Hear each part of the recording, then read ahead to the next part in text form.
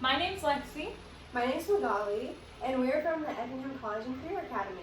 We did our project on the effects of agricultural practices on macroinvertebrates, specifically relating to the Effingham County area where we're from. And so we decided to pay attention to this part of our water crisis because a lot of people pay more attention to getting water out to others versus the effects that the water crisis has on the ecosystem and the smaller part of the ecosystem, macroinvertebrates. These organisms are crucial to linking the bigger parts of the food chain, like fish and plants, together.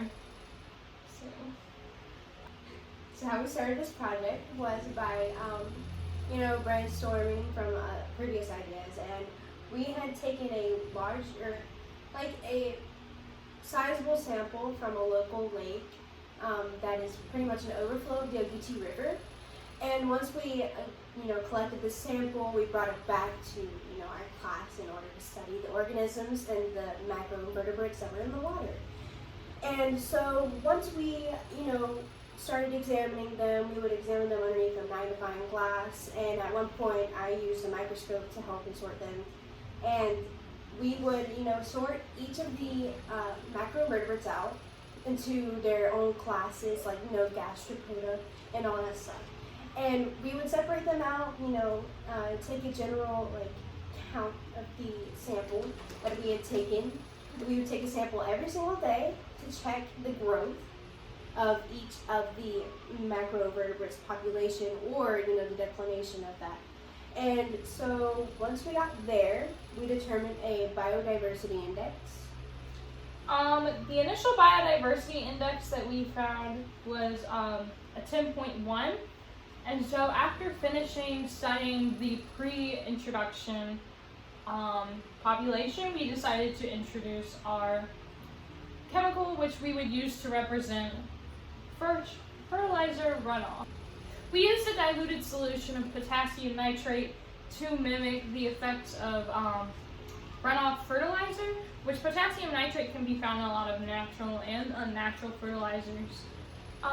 So we introduced the solution to our population and then started taking samples the next day.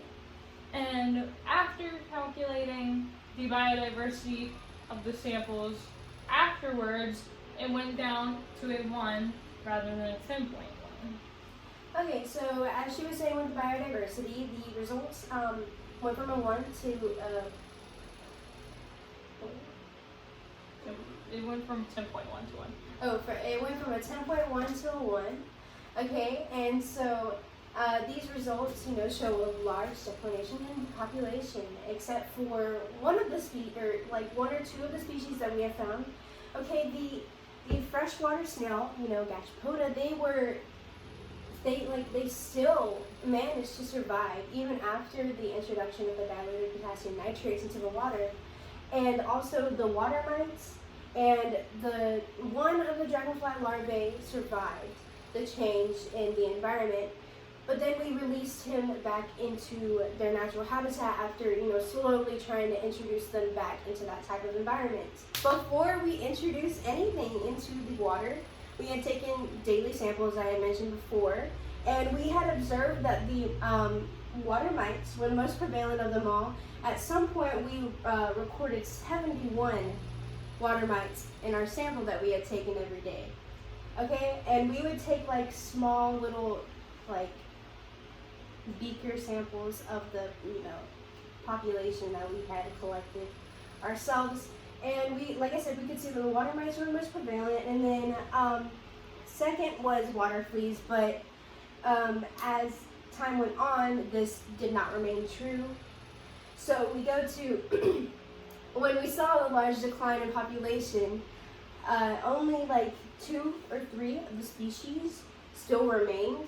So we started taking samples after we had introduced a diluted potassium nitrate into the water, and we saw that the dragonfly larvae, the water mite, and the freshwater snail were the only 3 that had survived the change in how their ecosystem was. And we could see that water mites were still higher than anything else in the population, but it was nowhere near as high as it was in the first sample, where the first sample we at one time collected 71 water mites, and this time we only collected 23. So we could see a large decline in the population of all of the species here, the water mites especially. The freshwater snails still somehow managed to survive through the change in environment, as long as one of the dragonfly larvae, but we then soon reintroduced him to the natural environment to try and save him, not sacrifice him to science. And we introduced him slowly back into the type of environment that would be at the lake that is the overflow that we have been using to collect our samples from. Alright, in regards to our data analysis, throughout the process we took individual samples, obviously, and each one of them in the beginning had a very diverse population with an average of 10.1 biodiversity, but afterwards we saw a lot of change in the population immediately, like the day after introducing potassium nitrate. So we, as you can see,